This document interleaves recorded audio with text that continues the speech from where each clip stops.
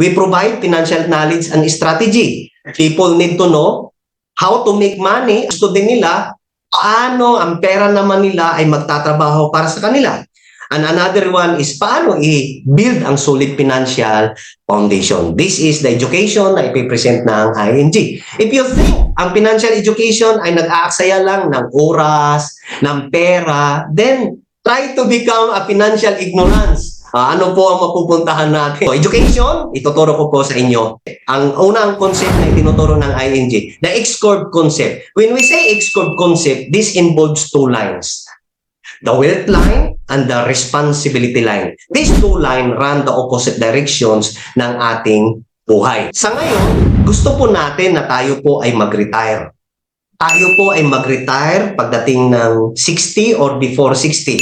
At for us na mag-retire, we need financial freedom. Paano po mangyari yun? Kailangan sa pagtanda natin, we have a low responsibility. Paano mangyayari yun? Dapat meron po tayong passive income, meaning multiple income stream or the permanent income upang matugunan yung pong permanent naman nating pangangailangan. Bakit? Ano po ba yung ating mga needs?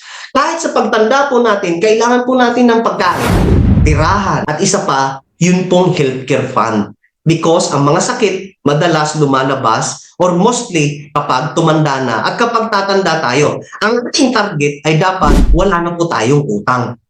Paano mangyayari yan? Isa ngayon, kayo po ay mga bata pa. I mean, we are young. We are active in income.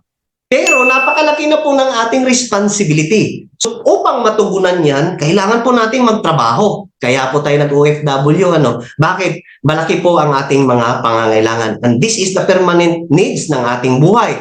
Nagkapamilya tayo, makakain ng ating pamilya, tirahan, at kanila pong mga damit.